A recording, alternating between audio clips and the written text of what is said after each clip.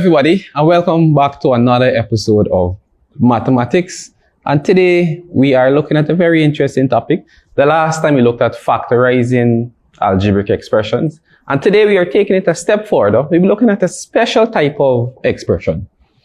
Today we'll be looking at factorizing quadratic expression. And at the end of this video, you should be able to do a few things. One, you should be able to identify the general form of a quadratic expression. Two, you should be able to identify A, B, and C in a quadratic expression. And lastly, most importantly, you will be able to factorize a quadratic using the AC method. And these are the three things that you must know after this video has ended. So let's head straight into the first thing. The general form of a quadratic. Now, we have many types of expressions that you will come across, but there's a special kind of expression that is named the quadratic expression. And when you see a quadratic expression, you must treat it a certain way. So we must be able to identify how a quadratic expression will look. And that is what the general form will tell us. It's like if you have a dog. How do you know a dog is a dog? First of all, the dog has 4 feet, it has a tail, and it has long pointed ears. So when you see an animal that fit that characteristic, you know that it's a dog. And in the same way, when you see an expression looking a certain way, you should know that it's a quadratic expression. So let's head into this general form of a quadratic expression. So the general form is ax squared plus or minus bx plus or minus c. So the general form is ax squared plus or minus bx plus or minus c. Now the a, b, and c, they are just there in place of a number. But this is the general form. When you see an equation looking like this, with an x squared term, a term without a square, and a number by itself, you know that it's a quadratic. So let me give you an example of a quadratic. So we have 2x squared minus 5x plus 3. So this is an example of what a quadratic will look like. 2x squared minus 5x plus 3. Now as you can see there, the 2, the negative 5, and the 3, they are just in place of A, B, and C. But this is an example of what a quadratic will look like. We have the plus or minus because it can be plus or minus. And the same thing here, plus or minus. Sometimes it will be plus, sometimes it will be minus. So let's head into some more examples. So the first example, we have 6x squared plus 11x plus 3. Now we want to identify what is A, what is B, and what is C. Now A will always be the number that is in front of the x squared term. That is A, that was always A, regardless of where A falls in the quadratic. A is always the coefficient of the x squared. So in this case, A will be equal to 6. Now some persons get carried away and they think A will always be the first number that is in the quadratic. Now sometimes this thing can be mixed up and A will not fall on the first term. So you just got to be careful and remember that A is the number that is in front of the x squared term. Now B, in this example, B would be the number in front of the x term, the coefficient of x. So in this case, B will be the coefficient of x, which is 11. And C would always be the number by itself, the constant, the number without any variable, without any letter. So in this case, C would be equal to 3. So let's look at another example. Let's say we have 3x squared minus 2x plus 7. Of course, we see A is the number in front of the x squared term. So A in this example would be 3. B in this example would be, now we got to be careful with B now. We see there's a 2 in front of the x, but there's a sign in front of that 2. Now whatever sign is in front of a number, whatever minus or plus, that is a sign that is governing that number. So in this case, B would be negative 2. And C would be 7, the number by itself. Let's do another example. Let's say we have x squared plus 7x minus 3. And we want to identify what is A, B, and C. So we see A is the number in front of the x squared term. In this case, we don't see any number in front of the x squared term. So we know that A is equal to 1. And you don't see any number, you don't see any coefficient. We know once we don't see a coefficient, we know that the coefficient is 1. So A in this case is equal to 1. And B will of course be equal to 7. And C, we take our time with C.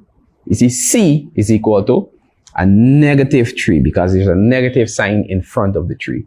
So C is equal to negative 3. Let's do a last example. Let's say we have negative 4x plus 2x squared minus 9. And we want to identify what is A, B, and C. So in this case, we see A. Now, many persons will rush and say that A is equal to negative 4. But we have to remember that A is the number, the coefficient in front of the x squared term. So in this case, we see A is not equal to negative 4. A is equal to 2.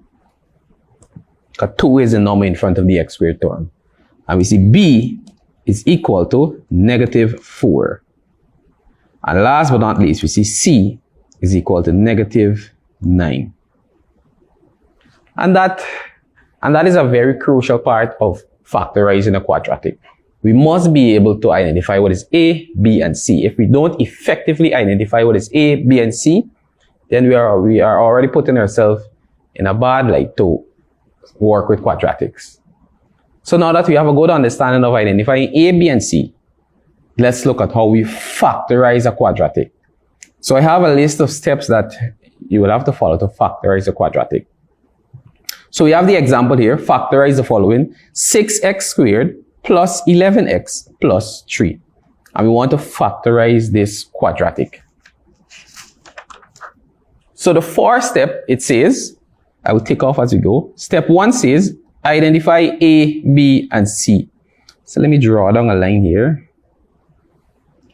So we identify A, B, and C. So in this example, we see A is equal to 6, B is equal to 11, and C is equal to 3. That is step 1. Identify A, B, and C. So we are already good there. Step 2, we multiply A by C. Now, this method that we're using, it's called the AC method. So it's important to find the value of AC. So we multiply A by C, and that will give you AC. That's why it's called the AC method, because we have to multiply A by C. So AC will be, the value of A is 6, multiplied by the value of C, which is 3. So AC will be 18. And this is the value of AC. AC is very important here. So we multiply A by C to give you AC. So now that we find AC, this is the crucial part. This step that I'm about to move on to, this is the crucial step. This is the step that, causes problems for many students. This is the part that, gives a lot of licks. So you have to be careful with this part.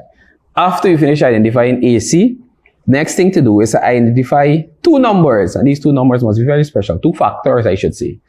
So two factors, when you multiply these two numbers, you should get the value of AC, which is 18. But also, when we add these two same numbers, we should get B. We should get the value of B, whatever B is. In this case, B is 11. So you want two numbers. When we multiply it, we should get whatever AC is. And when we add those two same numbers, we should get B, which is 11 in this case. So we can go through the factors of 18. So we see 6 times 3 is 18, but 6 plus 3 would give you 9. And we see B is equal to 11, so that can't work. So we think of another factor that will give, another two factors that will give you 18. So let's try 9 multiplied by 2 would indeed give me 18. And then when I add 9 plus 2, that would give me 11. So the two special numbers that we use would be 9 plus 2. Because those are the two numbers that are suitable to do the next step. So after we finish finding these two special numbers, the next thing is to substitute these two numbers, basically to replace the middle part here with these two numbers. Let me ask yourself, why do we replace the bx term with these two numbers? Now, the reason why we do it, because in the previous example, in the previous class, we looked at factorizing normal expressions, and we had four terms. So when we have four terms, we saw that it was easier to factorize. So the whole aim of doing these steps is to turn these three terms into four terms so that we can, do the same thing like what we did in the previous video. So we have 9 plus 2, and we're taking these two numbers and we're replacing them with this middle term here, the bx term. So this now would become 6x squared plus 9, but we can't just put 9 alone. We must attach whatever variable is here. We must put that variable with the two numbers. This would be 9x plus 2x plus 3. And if we go and we simplify 9x plus 2x, we see we'll get 11x. So it's like if we expanded it with two suitable numbers, you can't just use any two numbers because our answer will be wrong. So that is why we have to go through the steps of finding AC and then finding two suitable numbers that will multiply to give you AC and then add to give you the B, and then we replace the B with those two numbers. So that is why we have to go through those steps. So the next thing now, we have four terms. And of course, we know what to do when we have four terms. We pair off. So we bracket off, and then we do like what we did in the previous video. We factorize each bracket individually. So we look at the first two terms in the first bracket, 6x squared plus 9x. And we look at the numbers first, 6 and 9. And we think about what is the highest factor between 6 and 9. So we see that highest factor is 3. And then we look at x squared and x. And we think to ourselves, what is the highest factor between x squared and x? So we see x is the highest factor. So we factor out the 3x.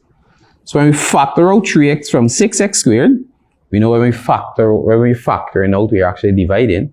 So 6x squared divided by 3x, that would give you 2x plus, and when we factor out the 3x from the 9x, we know 9x divided by 3x, this x will go with that x, 9 divided by 3 would give you 3. So we're left with plus 3. And then we move on to the second bracket now. And we look at 2 and we look at 3. We don't have any numbers. We have a number in common, which is 1. So we factor out that plus 1. So remember, whatever sign is in front here, we always factor out that sign. So we factor out the plus 1. And when we factor out plus 1 from this bracket, we see nothing will change. So we just left with 2x plus 3. 2x divided by 1 will give you 2x. And 3 divided by 1 will give you 3. So now we see our two brackets are the same. And that is a very important step. And we know once our brackets are the same, we are doing something correct. So what we do now, we take what is outside the bracket, which would be the 3x and the 1, and we put it in a bracket by itself. So this will be 3x plus 1. We put that in the bracket. And then we bring down one of the two brackets that are the same. So this will be 2x plus 3. And that is how you factorize a quadratic. Just follow the steps. Step 1, identify A, B, and C. Step 2, multiply A by C. Step 3, find two suitable numbers that when you multiply them, you get AC. And when you add these two same numbers, you should get whatever B is in this case. And step 4, you substitute the BX term with these two numbers. And then the last step, you pair off and you factorize. And that is how you get your answer. And of course, if you have time, if you want to check to see if your answer is correct, we use the distributive law on these two brackets, and you should get back exactly what is at the top here. So that is how you can check to see if your answer is correct. So of course, let's work some more examples. 3x squared plus 14x plus 8. You want to factorize this quadratic. So step 1, identify A, B, and C. So let's do A is equal to, in this case, 3. B is equal to 14, and C is simply equal to 8. Identify A, B, and C. Step 2, you multiply A by C. So AC would be 3 multiplied by 8, which will give me 24. So the value of AC is 24, very important number. So the next thing, we want two numbers, two factors. When we multiply these two numbers, we should get this 24. And when we add these two same numbers, we should get B, which is 14. So we think to ourselves, 3 plus 8, that would not give you 14, so that can't work. So we box our brains and we think we can do another 2 factors. So let's try 12 multiplied by 2 would indeed give me 24, and 12 plus 2 would give me 14. So ding, ding, ding, we found our 2 numbers, 12 plus 2. So we take the 12 plus the 2 and we're replacing it with bx. In this case, bx is the 14x. So we'll have 3x squared plus 12x plus 2x plus 8. And then we pair off, and then we factorize each bracket individually. So we look at the first bracket, we see 3x squared plus 12x. We look at the numbers, 3 and 12. We see 3 is the highest common factor there. We look at the variables, we see x squared and x. We see x is the highest common factor there. So when we factor out 3x from 3x squared, we're left with x. When we factor out 3x from 12x, we see we are left with 4. And then we go to the second bracket. You always factor out whatever sign is here. If it's a negative sign, you factor out that negative sign. So we factor out, in this case, we have a plus. So we factor out the plus, and then we see the numbers 2 and 8. What is the highest common factor between 2 and 8? We see 2. We have x, and we don't have any other variable, so there's no variable in common. So we factor out the 2. When we factor out the 2 from the 2x, we're left with x. When we factor out the 2 from the 8, we see we're left with 4. So our brackets are the same. That means we did something absolutely correct, and we should give ourselves a tap on the shoulder. So we take what is outside the bracket and we put it in the brackets. We'll have 3x plus 2, and then we bring down one in the other bracket, which would be x plus 4. And that is the answer. And that is how you factorize that quadratic. So let's look at the final example. Let's mix and match with some signs. This example is 2x squared minus 7x plus 3. So you're mixing and matching with some signs. You have some negatives and we have some positives. So let's see how this will work. So step 1, of course, we identify A, B, and C. So we see A is equal to 2. We see B is equal to negative 7.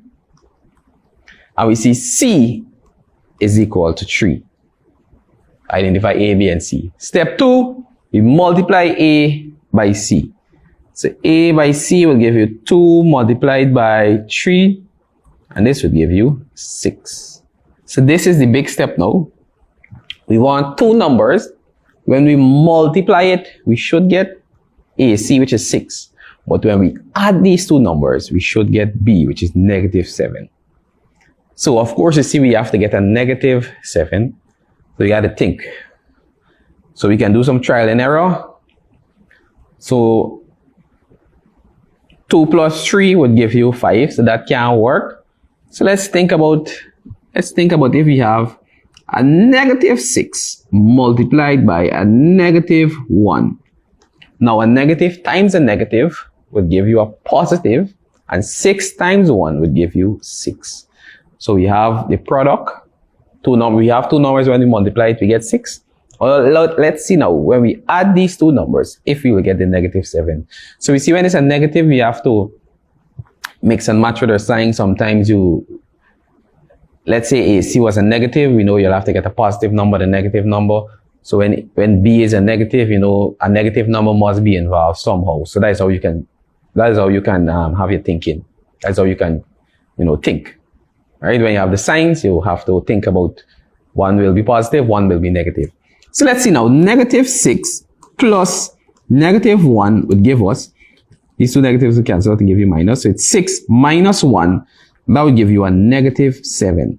So ding, ding, ding, we have our 2 numbers. So it's negative 6 minus 1. So we'll have now 2x squared minus 6x minus 1x. But of course, we know we don't really write back this one. So it's minus x plus 3. And then we factor out. You pair off. Now this is the part we have to be extremely careful with. So we go to the first bracket. So we see we have 2x squared minus 6x. So we see the highest common factor between the numbers. We see 2 and 6. So we see 2 is the highest common factor between that. Then we have x squared and we have x. So we see x is the highest common factor. So when we factor out the 2x from the 2x squared, we're just left with x. And when we factor out the 2x from the 6x squared, we are left with 3. Now this is the part that will cause a lot of problem. We have minus x plus 3. Now, earlier I said whatever sign is in front there, you have to factor it out. Whatever sign is here, you have to factor it out. So we have to factor out that minus sign. So we factor out the minus, and we see x and we see 3. So we see the highest common factor between there would be 1. So the highest common factor there would be minus 1. Now this is where we gotta be careful. So when we factor out, we have negative x, and we factor out negative 1. That means we're dividing by negative 1. This will go with that. So x divided by 1 would simply give you x. And now we have plus 3. And we want to factor out the negative 1. That means we're divided by negative 1. So plus 3 divided by negative 1. A positive divided by a negative would give you a negative. And 3 divided by 1 would give you 3. So this would be x minus 3.